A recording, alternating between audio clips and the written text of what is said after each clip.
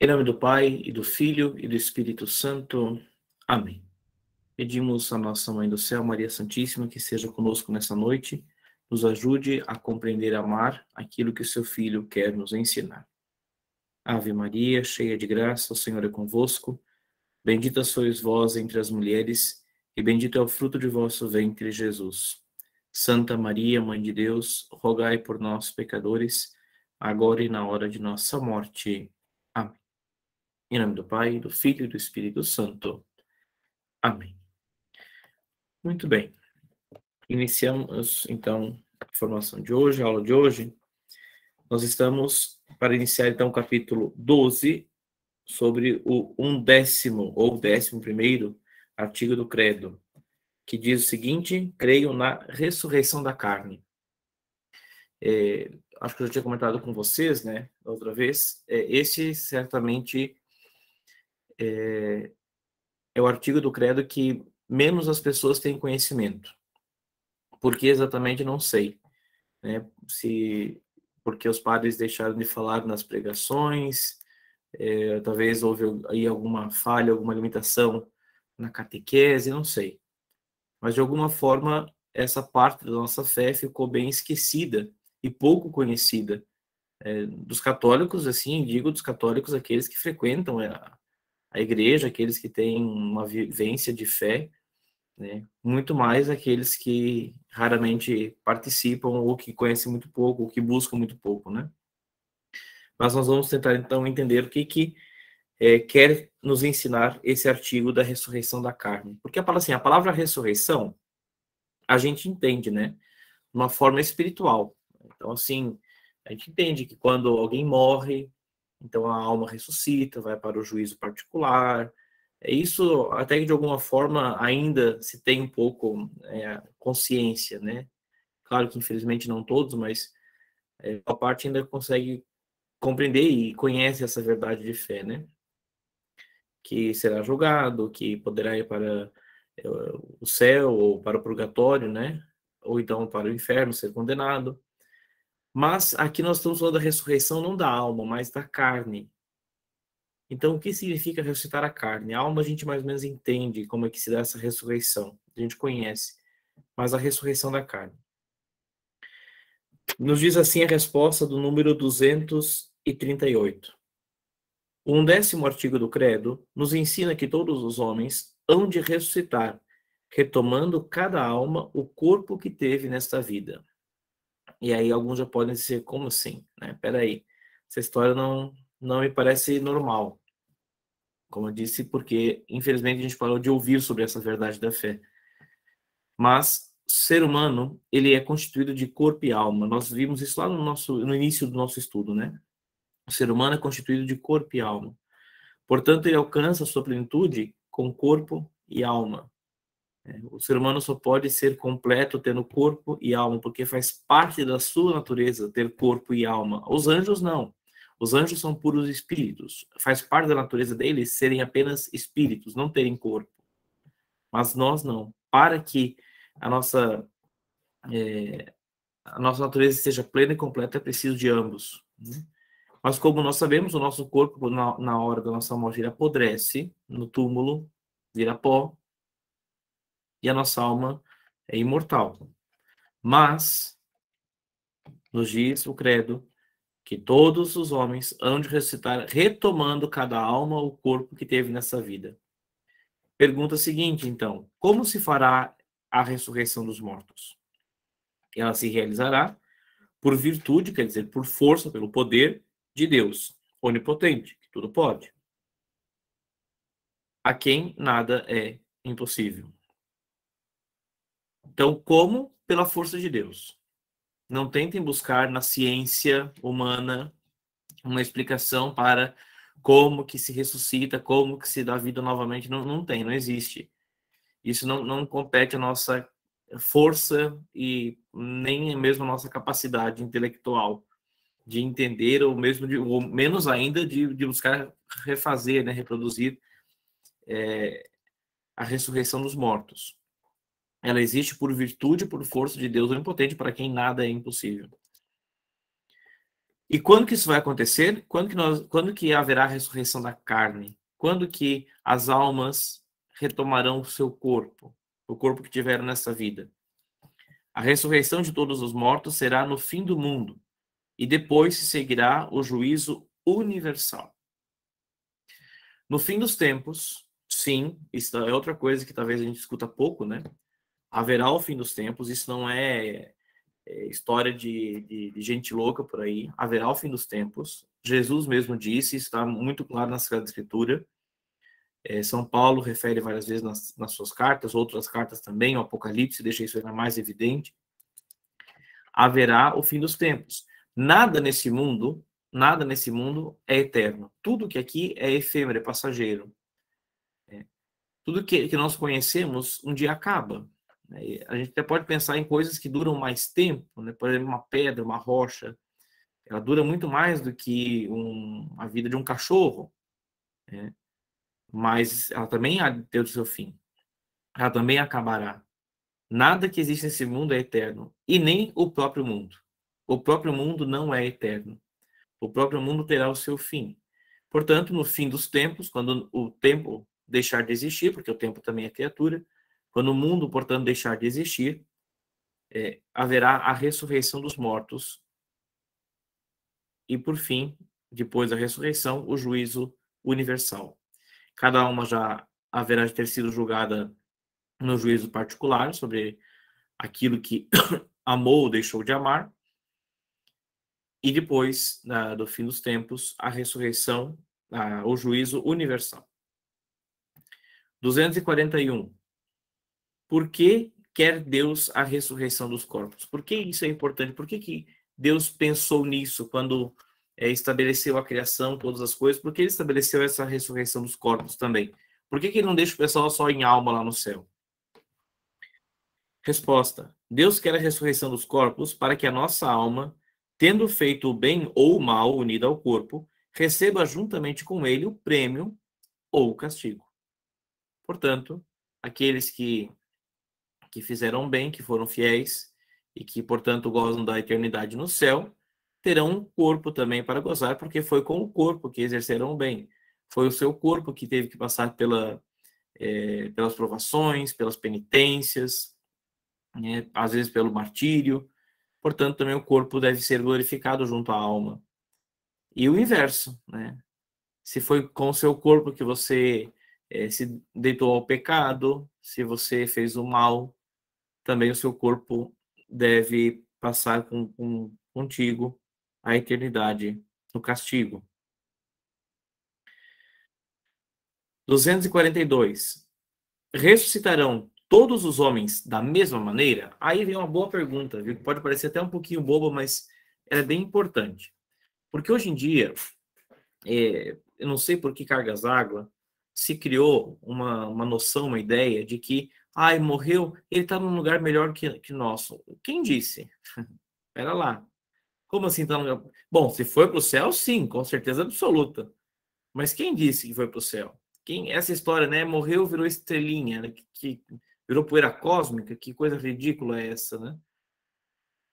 Então, como assim? Todo mundo morre e vai para o mesmo lugar? Então, não interessa se você foi bom, foi mal aqui no mundo, se você o que você fez, vai todo mundo para o mesmo lugar, ressuscita do mesmo jeito, acontece a mesma coisa.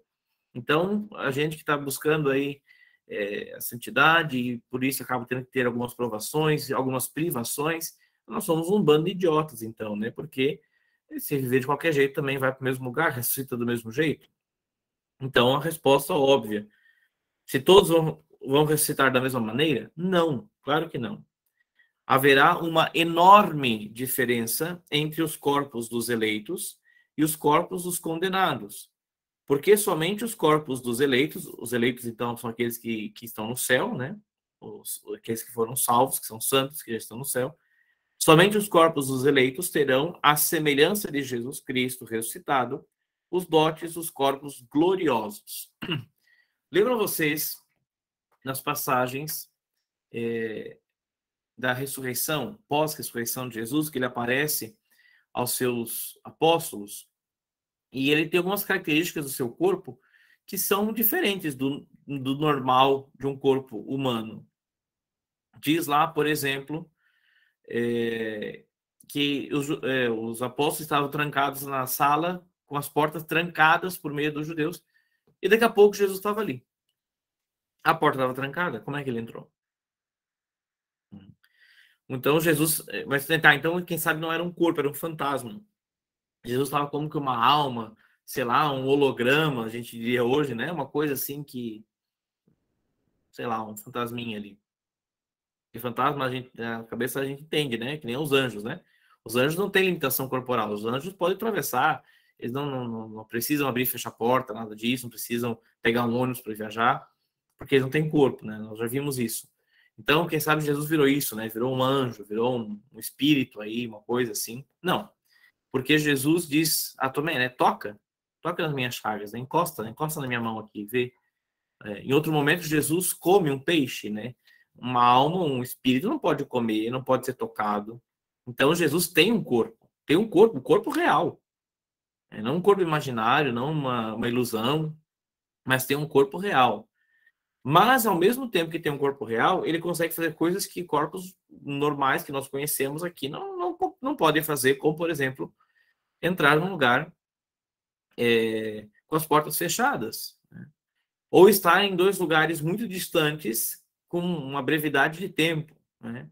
Estava com os discípulos de Emaús, daqui a pouco apareceu aos apóstolos, quase que no mesmo tempo, em outro lugar, enfim. Como é que ele conseguiu viajar de lá para cá tão rápido? Então, são dotes do corpo glorioso de Jesus, que todos aqueles que estiverem no céu, quando receberem seus corpos novamente, eles terão também. Os seus corpos gloriosos serão a semelhança do corpo glorioso de Jesus ressuscitado. A próxima pergunta vai nos esclarecer como que será isso, então. Quais, então, afinal de contas, são esses dotes que adornarão os corpos dos bem-aventurados? Os dotes que adornarão os corpos gloriosos dos bem-aventurados são 4. Vamos lá. Primeiro, a impassibilidade, pela qual eles não mais poderão estar sujeitos a males, nem dores de espécie alguma, nem as necessidades de alimento, de repouso e de qualquer outra coisa. Os corpos gloriosos são impassíveis, não sentem dor, não têm doença, não sentem fome, não ficam com calor, não ficam com frio, nada que os faça sofrer, né? Padecer. Eles são impassíveis. Então, os corpos gloriosos, apesar de serem apesar de ser um corpo, né, ele não terá mais essas necessidades que o corpo agora, o corpo não glorioso, nosso corpo atual, tem. Até porque todas essas coisas foram depois entraram no corpo porque perdemos os dons préternaturais. Lembra que nós falamos isso lá no começo, né? São restabelecidos, então, agora com a gloriosa ressurreição do Senhor. Então, nenhuma necessidade, nem mesmo de alimento. Então, veja, mas Jesus não comeu peixe, padre? Comeu, mas não precisava. Ele comeu para provar a ressurreição. Ele comeu para provar aos discípulos que ele estava ali, que não era um fantasma, que era um corpo, e um corpo pode comer. Mas não é que ele estava com fome, não é que ele estava faminto, que ele estava... Não, porque isso não faz parte do corpo glorioso. Mas ele pode. Né? Não precisa de repouso. Nós não vamos mais sentir sono. Não quer dizer que o corpo glorioso não possa dormir, mas não precisa mais. Pode ocupar o seu tempo com coisas mais santas, com coisas mais plenas. Não precisará mais de repouso, não sentirá mais sono. E qualquer outra coisa que pertence ao corpo. Nada que gere passibilidade, que gere algum tipo de impossibilidade, não fará mais parte do corpo glorioso, né? Então, primeira característica do corpo glorioso, ele é impassível. A impassibilidade. Segundo dote, a claridade, pela qual eles resplandecerão como o sol e as estrelas. Estamos falando de luz, luz mesmo, tá? Luz. Os corpos gloriosos terão claridade e serão tão brilhantes como o sol, como as estrelas. Já tentaram olhar diretamente para o sol? É impossível. Você consegue ver um pouquinho, daqui a pouco você tem que fechar o olho, tem que abaixar a cabeça, porque a luz é muito intensa. E vocês têm noção do quão distante o Sol está de nós, né? O quão distante o Sol está de nós. Então, assim com essa distância tremenda, de não sei quantos anos-luz, uma coisa absurdamente longe, e já se torna impossível aos nossos olhos, imagina olhar frente a frente, né? Tem uma passagem das visões de São João Bosco, que ele encontra São Domingos Sávio, e São João Bosco está tendo a visão do céu, né? E ele encontra São Domingos Sávio, e ele vê umas luzes que ele não consegue identificar, enxergar, e daqui a pouco ele se acostuma um pouco com as luzes, e aí ele pergunta a Domingos Sávio, né, que já tinha partido para o Pai, né, já estava no céu. Ele pergunta, escuta, assim, essa é a claridade da ressurreição, dos corpos ressuscitados? Domingos Sávio teria dito alguma coisa nesse sentido, assim, de que não, de que aquilo que ele viu não chega nem perto da glória que é um corpo glorioso, porque seria impossível a um olho humano conseguir enxergar, tamanha é a glória, tamanha é a luz de um corpo glorioso. Queimaria as retinas e seria impossível suportar a luz de um corpo glorioso, tamanha é a sua luminosidade, tamanha é a glória do seu brilho, o brilho da sua glória, melhor dizendo. Então, essa é a segunda característica. Claro que nosso Senhor Jesus Cristo, para aparecer aos discípulos, também teve que ter esse cuidado, né, de não permitir que eles enxergassem toda a sua luz do corpo glorioso, para que eles pudessem então vê-lo, né? Mas o corpo glorioso em si tem claridade tamanha como a do sol e das estrelas. Terceiro dote, a agilidade pela qual eles poderão passar num momento sem fadiga, sem se cansar, de um lugar para o outro da terra ao céu. Os corpos gloriosos são ágeis. Por isso, por exemplo, que Jesus pôde estar com os discípulos num canto e um pouco lá no outro canto, em Emaús. Eles têm agilidade, eles não se cansam para ir de um lugar para o outro e vão com uma agilidade indescritível. Por mais que sejam corpos, que tenham corpo, mas conseguem atravessar de um lado para o outro com maior agilidade do que aí o The Flash das telas de televisão aí dos seriados, né? E com detalhe, não se cansarão, não sentirão fome por causa disso. Bom, quando a gente vai fazer uma corridinha daqui até ali, já começa a cansar, a fadigar-se, né? A sentir sede, tem que ter água, e daqui a pouco já dá fome, tem que comer, porque está se exigindo muito. Os corpos gloriosos não terão, eles terão, além de uma agilidade tremenda, né? Eles não passarão por isso, porque são impassíveis, conforme o primeiro dote. O quarto dote do corpo glorioso, a sutileza pela qual eles, aqueles que têm um corpo glorioso, né, poderão, sem obstáculo, passar através de qualquer corpo, como fez Jesus ressuscitado. Então, o quarto dote é a sutileza. Pode-se passar por qualquer corpo, atravessar qualquer corpo. Né? Por isso que Jesus pôde entrar com as portas fechadas. Porque apesar de ele ter um corpo, este corpo é tão sutil que ele consegue atravessar uma porta. Então, ele não tem necessidade de abrir a porta. O corpo consegue passar. Tamanha é a sutilidade desse corpo. De novo, como isso é possível? Não tente buscar explicações científicas para isso. Isso se dá pela virtude de Deus. Né? Volto lá para a segunda pergunta desse capítulo. Né? Se realizará por virtude de Deus onipotente, porque para ele nada é impossível. E isso acontecerá então com todos os corpos gloriosos. Tá bem? Isso, então, acontecerá só quando houver o juízo universal. O juízo universal feito no fim dos tempos, também o purgatório acabará. Existirá apenas céu e inferno. Portanto, quem não estiver no inferno vai estar no céu. E quem está no céu receberá, então, o corpo glorioso. Muito bem. Os corpos dos santos, corpos gloriosos, nós ouvimos aí, então, os dotes, as características, enfim. Mas os condenados? E aqueles que estarão no inferno, como serão os corpos deles? 2:4:4.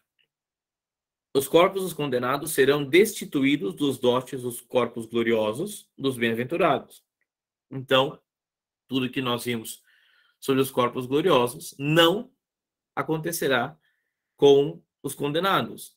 Eles serão passíveis, eles sentirão dor, e muita, porque estão no inferno, né? Então sentirão dores, terão passibilidades, possivelmente fome, um sono constante, angústias, enfim, tudo isso. Não terão claridade, serão de trevas, serão escuros.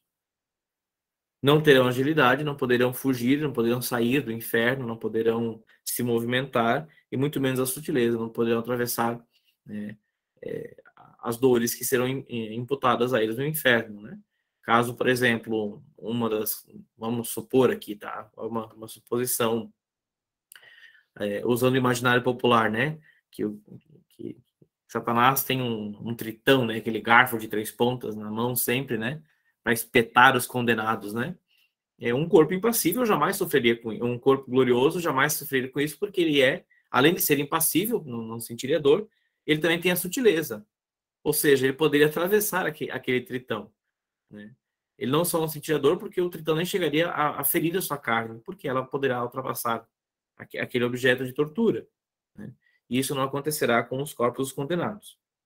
Continuando a resposta, além de não terem, então, os dotes dos corpos gloriosos, eles trarão em si o horrível estigma da reprovação eterna. O horrível estigma, e é o que mais dói entre os condenados, é a reprovação eterna, ou seja, o saber que eternamente estarão distantes de Deus, que não poderão mais receber tudo aquilo que Deus preparou para os seus eleitos, que eles tiveram a chance e desperdiçaram. Muito bem. Antes de a gente passar para o próximo capítulo, capítulo 13, para reforçar um pouquinho mais essa questão da ressurreição da carne, que eu acredito que a gente precisa ouvir e ouvir de novo, para que isso vá fixando um pouco mais no nosso entendimento, nossa compreensão. Eu vou tentar aqui, vamos ver se eu vou conseguir compartilhar com vocês uma tela de um texto de Santo Afonso Maria de Ligório, que fala justamente sobre isso, sobre a ressurreição da carne. Só confirme alguém para mim, faz favor, se estão conseguindo ler o que está na tela ali. Ok. Tem? Sim, padre. Muito bem, então vamos lá. O texto de Santo Afonso diz o seguinte, eu vou lendo com vocês e possivelmente fazendo algumas reflexões durante o texto. Porque o fim último do homem é a beatitude, e esta não se pode gozar na vida presente. O Senhor dispôs que se possa obter na outra, onde será eterna. Então nós não teremos a beatitude, a contemplação, a visão de Deus nessa vida. Então nós teremos na vida eterna, após essa vida. O homem, porém, no dizer de Santo Tomás, não seria plenamente feliz se a alma não se unisse ao corpo, porquanto, sendo o corpo parte natural da natureza humana, a alma dele separada seria apenas uma parte do homem, e não o homem inteiro. Por isso é que no derradeiro dia haverá a ressurreição universal. Derradeiro dia, então, o fim dos tempos, né? Ali haverá a ressurreição universal. Ao som da trombeta, as almas formosas dos bem-aventurados descerão do céu para se unirem a seus corpos, com os quais serviram a Deus. Ressuscitarão, como diz São Paulo, em estado de homem perfeito, segundo a medida da idade plena de Cristo, além de serem dotados de sentidos perfeitíssimos, os quais terão cada qual a sua recompensa particular. Serão ordados de 4 qualidades ou dotes, que nós já falamos aqui no Catecismo, mas vamos ler de novo aquilo que agora Santo Afonso Ligório nos diz.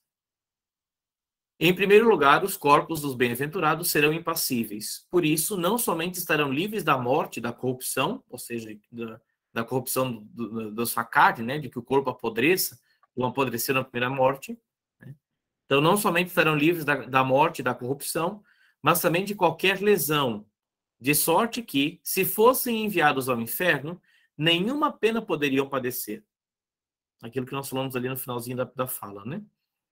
Em segundo lugar, serão sutis, isto é, como que espiritualizados, de forma que a alma governará o corpo à maneira de espírito, porque este lhe obedecerá perfeitamente. Lembram vocês que quando nós estudávamos a criação do homem, e nós víamos que nós perdemos um dos dons preternaturais, né, que era a conformação da alma voluntária de Deus, né? Então a gente acabou perdendo essa ligação. E aqui, com o corpo glorioso, novamente, o corpo obedecerá perfeitamente aquilo que diz a alma. E a alma que terá esse corpo já é uma alma que está contemplando a Deus, já é uma alma santa. Então o corpo também sempre será santo. E por isso ele será tão sutil como que fosse espiritualizado, como se fosse um espírito.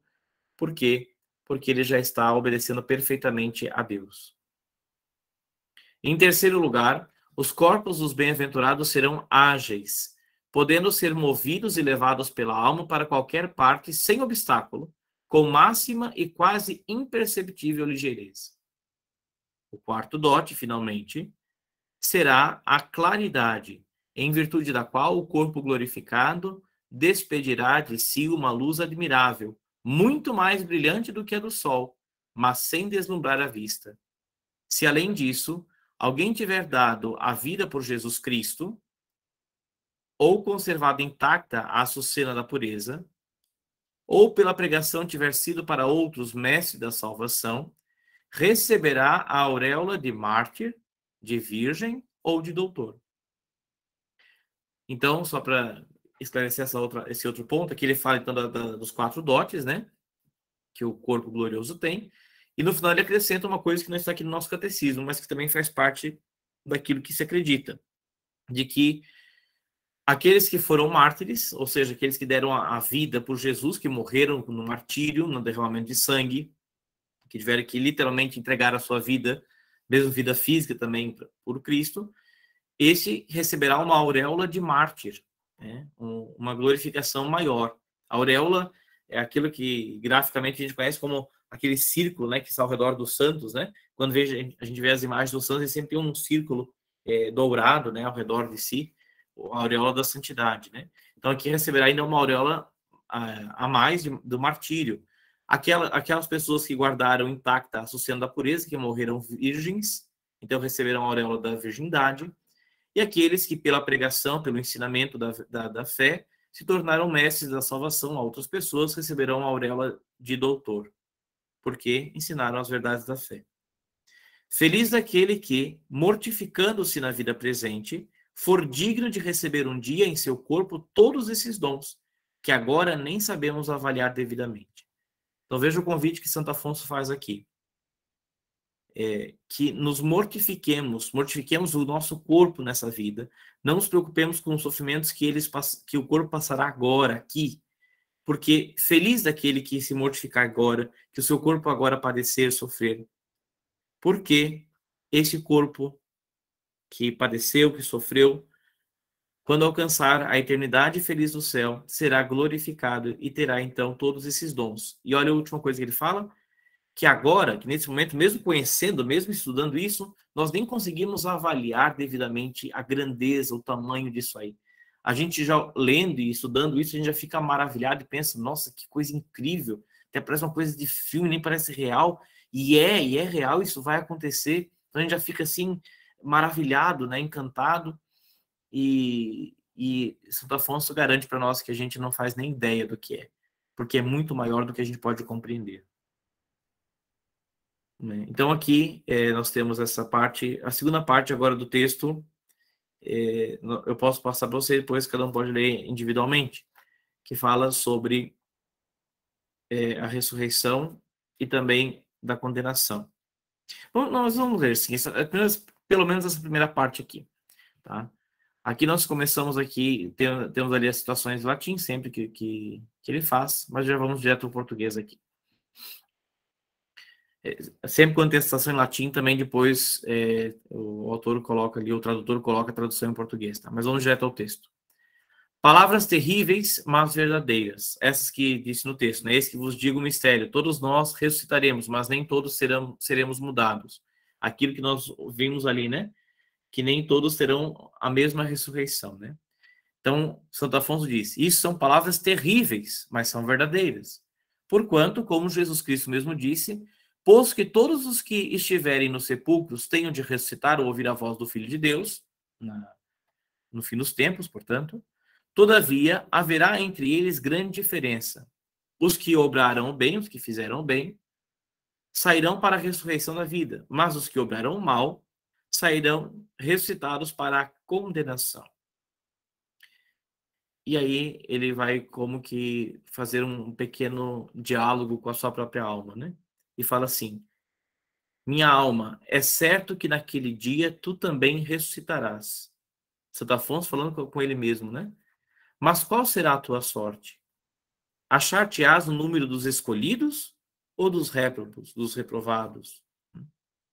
Se queres estar entre os primeiros, é mister, é necessário, como diz o apóstolo, que assim como Cristo ressuscitou dos mortos pela glória do Pai, também nós andemos em novidade de vida. Essa ressurreição espiritual se deve manifestar na reforma de nossa conduta. Por isso, o espírito deve ocupar-se só com o pensamento da eternidade.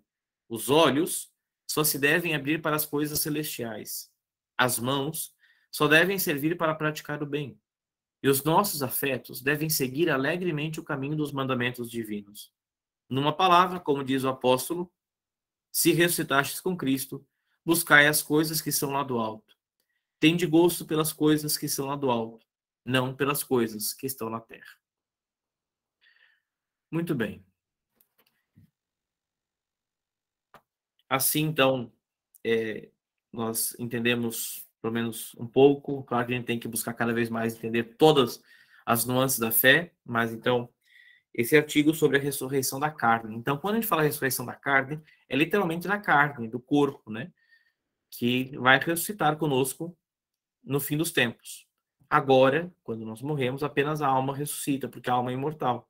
Mas o corpo será retomado, as almas gloriosas descerão à terra para retomar o seu corpo. E aí não será mais um corpo mortal, mas sim um corpo glorioso. Por isso também, inclusive, nós honramos tanto os cemitérios, porque os cemitérios guardam esses corpos que serão retomados um dia na ressurreição, né? Então, além dos cemitérios serem importantes para que a gente lembre de rezar por aqueles que partiram, para que a gente possa, olhando os túmulos, recordar deles e rezar por aquelas que estão no purgatório, também serve para que a gente olhe e lembre que nós estaremos ali um dia, então temos que nos preparar, e pode ser hoje, pode ser agora. Além disso, também serve para nos lembrar que a nossa carne ressuscitará, que ela não ficará eternamente ali naquele lugar, mas que ela um dia subirá gloriosa com a alma para o céu ou terrivelmente condenada ao inferno, e aí não de forma gloriosa. Certo? Como não temos perguntas na nossa caixinha, vamos continuar. Entramos no capítulo 13, sobre o 12º ou 12º artigo do credo, creio na vida eterna. Resposta da número 245. O último artigo do credo ensina-nos que depois da vida presente há outra, ou eternamente feliz para os eleitos do paraíso, ou eternamente desgraçada para os condenados no inferno. Então veja, a vida eterna, ela é ou no céu ou no inferno. E o purgatório? O purgatório nunca é eterno. O purgatório é uma passagem de purificação para entrar no céu. Mas aqueles que estão no purgatório um dia chegarão ao céu, necessariamente. Ninguém que está no purgatório vai ao inferno. Só que se demorarem mais, demorarão mais tempo no purgatório para entrar no céu. Aqueles que conseguirem se purificar antes entrarão logo no céu. Mas a vida eterna, ou seja, um para sempre, um nunca vai ter fim, é só no céu ou no inferno. Então, ou eternamente felizes no paraíso, ou eternamente desgraçados no inferno. Aí, a gente pode se pegar pensando assim, né? Mas então vamos tentar imaginar como é que é essa vida no céu. Porque se é uma coisa tão boa, se é uma coisa tão incrível, então, como que pode vamos buscar criar, a gente vai pensar o céu e a gente vai entender que a gente tem que ir para o céu e nada vai mais nos abalar. Aí vem a pergunta 246. A gente pode compreender a felicidade do paraíso? A gente consegue compreender assim, entender perfeitamente como que é a felicidade do paraíso? Não.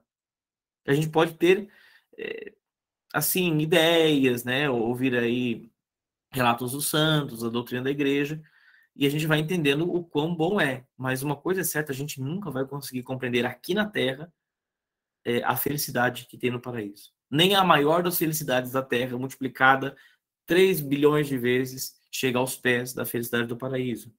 Então vamos ver a resposta. Podemos compreender a felicidade do paraíso? Não. Não podemos compreender a felicidade do paraíso porque excede os conhecimentos da nossa inteligência limitada e porque os bens do céu não podem comparar-se aos bens deste mundo. Então não há nenhuma felicidade que a gente possa comparar à felicidade eterna, porque tudo que é deste mundo é infinitamente menor do que os bens eternos. Então não tem grau de comparação. Tá? Continuando ainda nesse tema ali, em que consiste então a felicidade dos eleitos? Consiste em verem, amarem e possuírem para sempre a Deus, fonte de todo bem. Ali a gente já entende como a gente não consegue compreender, né? Porque a gente pode pensar, ver Deus, tá? Deve ser legal, lindo, mas será que ver Deus é tão assim e eterno para sempre ficar vendo Deus vai ser eternamente bom e feliz? Veja como a nossa limitação, né? Como nós somos limitados na compreensão e no amor a Deus também, né? Então, ver, amar e possuir a Deus, estar em Deus, dentro de Deus, vivendo em Deus, isso será a fonte de todo bem e de toda a felicidade. Aí uma vez alguém falou assim, mas padre, será que a gente não vai ficar meio... como é que usou a palavra? Meio monótono no céu, assim? Não é essa palavra, mas enfim... a gente não vai meio que cansar de ficar feliz o tempo inteiro e não vai ser um pouquinho frustrante isso? Não. Por que não? Porque Deus é infinito. Deus é infinito. Sempre terá algo de novo para vermos e para amarmos e para contemplarmos e para possuirmos em Deus. Ah, uma hora acaba. Não, ele é infinito. Ele não tem fim. Mas por toda a eternidade é infinito. Né? Tá bem? Antes de continuarmos aqui, tem uma pergunta aqui na caixinha sobre o tema anterior, né? Apareceu ali. E os corpos cremados e as cinzas jogadas ao mar ou em qualquer outro lugar. A igreja permite a cremação, tá? Mas que as cinzas cremadas sejam levadas a um cemitério. Por aqueles motivos que eu falei. Para que a gente lembre-se de rezar, porque imagina, bom, queimei a pessoa e joguei as cinzas no mar. Quem vai rezar para essa pessoa? Pode ser que nos próximos 10, 15, 20 anos, se ela for muito feliz, nos próximos 30 anos, alguém lembre dela. E depois que todo mundo que ela conheceu morrer, quem vai rezar por ela? Quem vai lembrar que... Ninguém vai lembrar. Ela não vai ter mais nenhuma oração. E vai que ela passe 400 anos no purgatório. E daí? Ninguém rezando por ela, sabe? Então, assim, primeiro isso, né? Primeiro isso. Segundo, porque desonra o lugar próprio daqueles que esperam a vida eterna, que é estar sepultado, esperando a ressurreição da carne. É claro que isso não impedirá que Deus ressuscite o corpo dessa pessoa. Deus é onipotente, ele pode juntar cada grãozinho de cinza se ele quiser usar a mesma matéria, ele pode usar outra matéria se ele quiser, ele faz o que ele quiser. Né? Não nos cabe explicar e entender como que Deus faz isso. Mas faz parte da nossa fé. Os cemitérios fazem parte da nossa fé. Tá? Uma coisa é você não poder, né? Por exemplo, aconteceu aí uma explosão química que diluiu o corpo da pessoa e não sobrou nada, né? Caiu um líquido químico aí que derreteu o corpo da pessoa. Bom, a gente tem que fazer, né? A gente coloca aí um memorial no cemitério, coloca um nomezinho, pelo menos, para lembrar de rezar. Paciência. Mas fora disso, fora de um desastre tremendo como esse, nós devemos ter o cemitério como um lugar, de certa forma, sagrado para nós. Porque é ali onde nós repousaremos para esperando a ressurreição da carne, né? Então, faz parte da nossa fé, no acreditar na ressurreição da carne. É um assentimento da fé. Eu acredito que a minha carne ressuscitará, que não é um fim. Eu não estou jogando ela fora, não estou jogando ela na lata de lixo, ela está ali esperando o dia. Então, como as pessoas esqueceram ou desaprenderam a ressurreição da carne, isso meio que ficou escondido, né? Virou quase que só uma homenagem, né? Vamos homenagear as pessoas que morreram. O cemitério não é uma homenagem, é muito mais do que isso, né? Não é uma homenagem. O cemitério é um lugar de oração, né? Um lugar de profunda encontro com a realidade divina, né? E também um encontro com a nossa fé, a fé da ressurreição, sobretudo aqui da carne, né? Tá bom? Então, Deus vai poder ressuscitar quem foi jogado no mar, se estiver no céu, claro que sim. É óbvio que Deus não é possível que Deus vai tropeçar nisso, né? Ele criou o mundo inteiro, agora não vai conseguir juntar uma cinza, né? Não é isso. Mas faz parte da nossa fé e a igreja exige que quem for cremado seja colocado num cemitério, e não dentro de casa, e não em outro lugar, jogado no mato, jogado no rio, não, nada disso. Pega as cinzas, coloca no potinho e leva para o cemitério. Tá? Isso, inclusive, eu até acho que foi o Papa Francisco, é bem recente, foi feito agora, uns anos atrás, mais uma vez confirmando essa exigência, né, e dizendo que deve ser assim aqueles que forem cremados. É possível, tem até ritos para cremação, de oração de Ezequias, né, para cremação, mas que sejam levadas cinzas para o cemitério, tá bem? 248. Nós estávamos falando sobre a felicidade dos eleitos, né, que consiste em ver, amar e possuir a Deus, e nós nunca compreenderemos plenamente essa felicidade. Então, agora a pergunta é do outro lado. Em que consiste, então, a desgraça dos condenados? A desgraça consiste em serem para sempre privados da visão de Deus, nunca verão a Deus, não virem nem verão, e punidos com tormentos eternos no inferno. Além de nunca terem a possibilidade de ver a Deus e saberem disso, e terem consciência do amor e da misericórdia que Deus teve para com eles durante toda a sua vida, e todas as chances que tiveram de se aproximar de Deus e rejeitaram, além disso tudo, e de saberem que nunca poderão ver a Deus, também sofrerão tormentos eternos por Satanás e seus demônios. Por que ora, por ora, são só para as almas os bens do paraíso e os males do inferno? Resposta. Os bens do paraíso e os males do inferno, por agora, são só para as almas, porque, por enquanto, só as almas estão no paraíso ou no inferno. Mas, depois da ressurreição da carne, os homens, na plenitude da sua natureza, isto é, em corpo e alma, serão ou felizes ou infelizes para sempre. Então, por agora, neste momento, exceto Maria Santíssima, que está em corpo e alma no céu, e o próprio Senhor Jesus Cristo, exceto esses dois, todos os santos do céu, todos, exceto a Virgem Maria e Jesus, todos os santos do céu estão apenas com a sua alma, recebendo os bens, né? Apenas a alma. E os condenados também apenas a alma, recebendo as penas, né? Os tormentos eternos. Mas, depois do fim dos tempos, corpo e alma serão ou glorificados para a felicidade eterna ou condenados para a infelicidade eterna. 250. Serão iguais para os eleitos os bens do paraíso e para os condenados os males do inferno? A pergunta é a seguinte: todos que estiverem no céu vão receber os mesmos bens, serão exatamente iguais? E todos que estão no inferno vão receber os mesmos sofrimentos? É isso? Todo mundo no céu vai ter exatamente o mesmo bem, todos no inferno vão ter exatamente o mesmo mal, o mesmo sofrimento? Resposta. Os bens do paraíso para os eleitos e os males do inferno para os condenados serão iguais na substância e na duração eterna. Então, substância é aquilo que faz a coisa ser o que ela é. Então, para todos, a felicidade será felicidade. Não será nada aparente, não será outra coisa que não felicidade para os santos, né? Para aqueles que estão no paraíso. Os bens serão os bens. E outra coisa que vai ser igual para todo mundo, que é eterno, que não vai acabar nunca. Então, todos que estão no céu vão ter a felicidade e isso vai ser eterno. Todos que estão no inferno terão a infelicidade e isso vai ser eterno. Isso é igual para todo mundo. Mas, na medida, isto é, no grau, serão maiores ou menores, segundo os méritos ou deméritos de cada um. Então, mesmo no céu, tem aqueles que serão mais glorificados e os que serão menos glorificados. Isso não significa que o menos glorificado do céu, né, o menos glorificado no céu, seja alguma coisa ruim. Pelo contrário, o último na fila do céu é infinitamente mais feliz e glorificado do que qualquer um de nós aqui, ou até mesmo qualquer anjo, talvez. Porque não é chamado filho de Deus um anjo, né? Até tem, se eu não me engano, é São José Maria Escrivá, que falava assim, né? Ele é um sacerdote, né?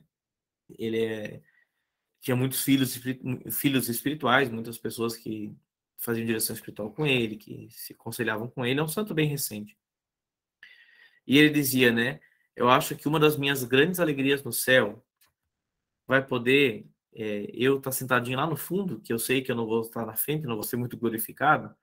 Se eu conseguir chegar no céu, eu sei que eu vou estar lá no fundinho e poder ver os meus filhos lá na frente, ainda mais perto de Deus. Essa vai ser a minha maior alegria, dizia São José Maria Escrivá. Se eu não me engano, é ele que falava isso sim. Então, a glorificação vai ser, né? É óbvio, todos são glorificados, né?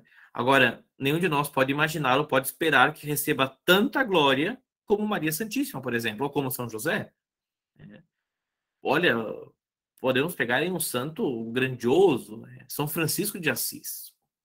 Inquestionável a grandeza desse homem, inquestionável o amor dele por Deus, mas com certeza ele tem menos glorificação do que Maria Santíssima e do que São José, que participaram diretamente do mistério da encarnação e foram plenamente obedientes a Deus em tudo.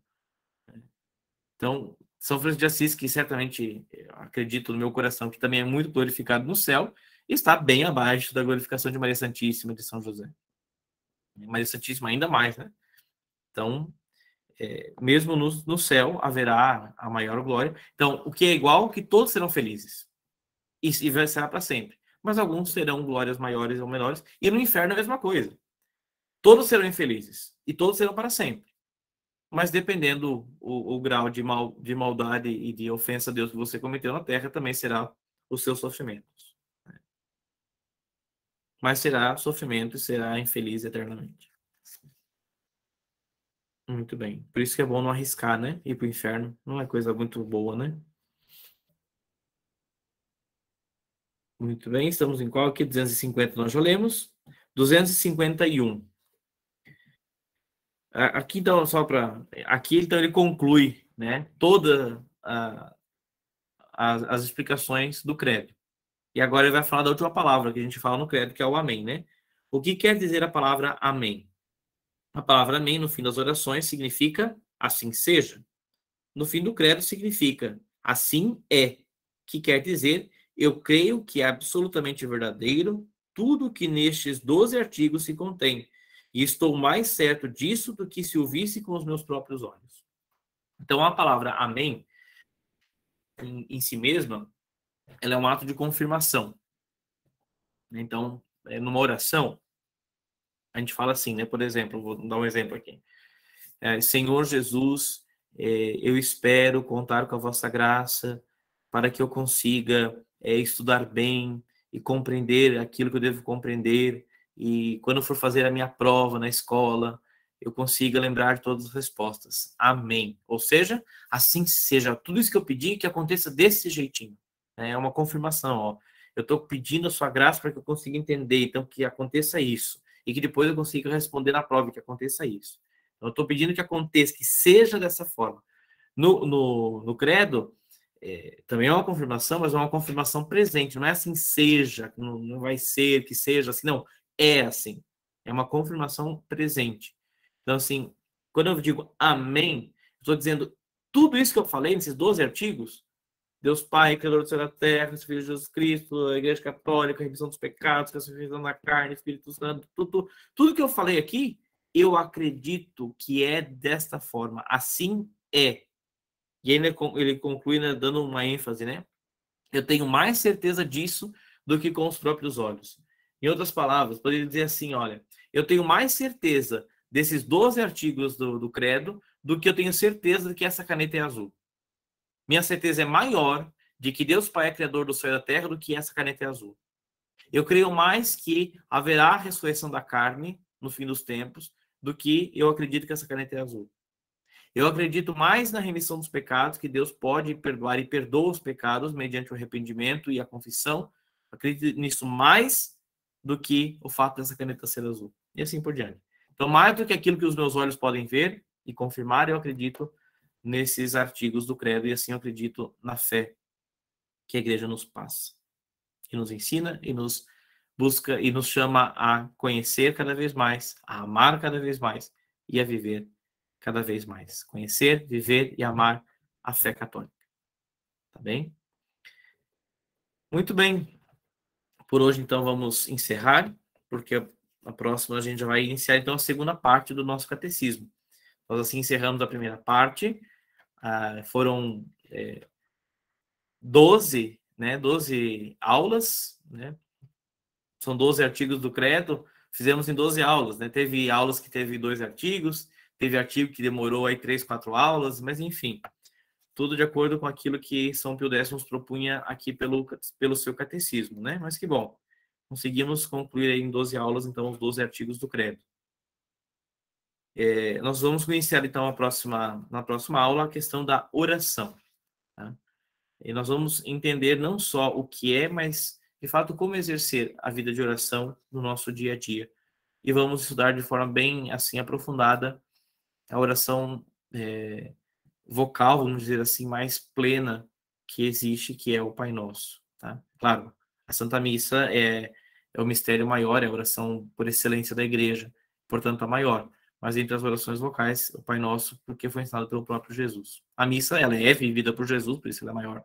Mas a oração vocal do Pai Nosso, ela foi ensinada pelo próprio Senhor do céu e da terra. Tá bem? Então, vamos pedir agora a bênção de Deus para que possamos continuar estudando, compreendendo, amando e vivendo a nossa fé. O Senhor esteja convosco e Ele está no meio de nós. Por intercessão de Maria Santíssima, Mãe da Igreja, de São José, protetor da Igreja, e dos nossos anjos da guarda, abençoe-vos Deus Todo-Poderoso, Pai, Filho e Espírito Santo. Amém. Boa noite e bom descanso a todos.